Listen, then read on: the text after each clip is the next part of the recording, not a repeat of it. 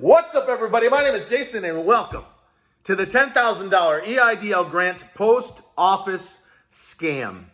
It is Tuesday, August the 18th, 2020. Please do me a favor.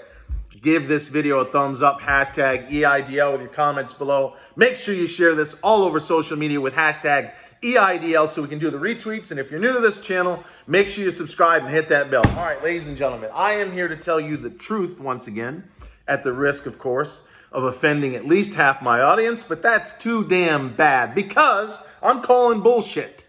Actually, I'm calling fucking bullshit on Nancy Pelosi's $25 billion post office calling Congress back bill. Ladies and gentlemen, let me tell you what's really going on here. Nancy Pelosi is a very shrewd character. She's a very tough, capable negotiator. She saw the latest CNN poll where out of nowhere, mysteriously, the president surges, 8, 9 points to a virtual dead tie with the one and only Joe Biden. And when you factor in that it even says in the fine print that they oversampled Democrats by 6% in that poll, it's a dead heat. This election is going to come down to turnout and battleground states, as it always does.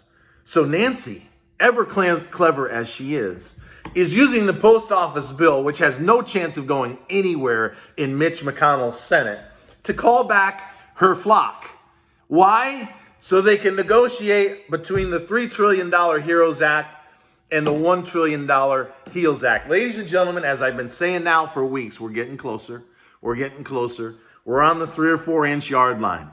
This is nothing more than a ruse. As of yesterday, the U.S. Treasury announced that the post office has $14.6 trillion of cash on hand.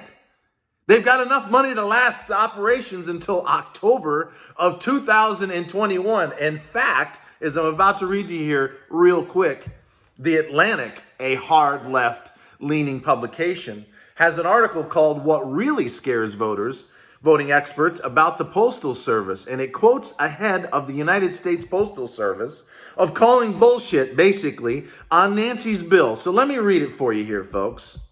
We all know that the United States Post Office has been an absolute mess for the last several years. In fact, the Treasury just loaned them $10 billion in July. But anyway, after the news came out that there was over $14 billion left at the U.S. Postal Service, more than enough to last over a year's worth of operations, there's a woman named Martha Johnson, and I'll pin this in the top comments. Again, this is a hard left publication. She says that despite the post office's shaky finances, which have been deteriorating for years, by its own accounting, the agency has both the money and the capacity to handle the presidential election likely to shatter records for mail-in voting. And I continue, quote, "The Postal Service's financial condition is not going to impact our ability to process and deliver election and political mail." Miss Martha Johnson goes on to say, and I quote, "The Postal Service has ample capacity to adjust our nationwide processing and delivery network to meet projected election and political mail volume, including any additional volume that may result of a response to the COVID-19 pandemic." In other words, ladies and gentlemen, this is nothing but a fucking charade. This is nothing more than Nancy's attempt not only to bring the flock back to negotiate a $2 trillion-ish deal that hopefully gets each and every one of you $10,000 of cash advance in a loan on the EIDL program up to $2 million, but it's also to set up the lawyers. So if the election doesn't go their way on November the 4th, they're going to accuse the president of not supporting the bill and suppressing the vote. I'm telling you the truth.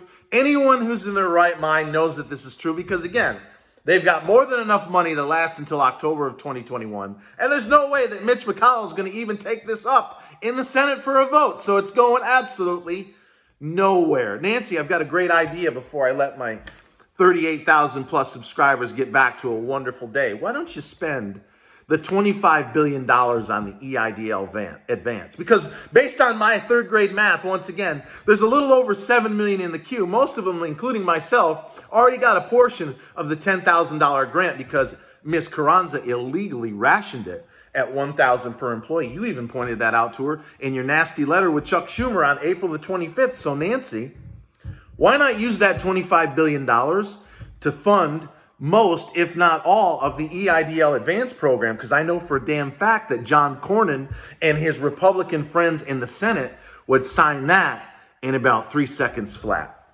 Ladies and gentlemen, please give this video a thumbs up. I'm just calling them like I see them. Hashtag EIDL with all your questions below. Make sure you share this all over social media, and I'll be back tomorrow, if not the next day, with an all-out, full-fledged attack on, I guess you'll have to wait and see.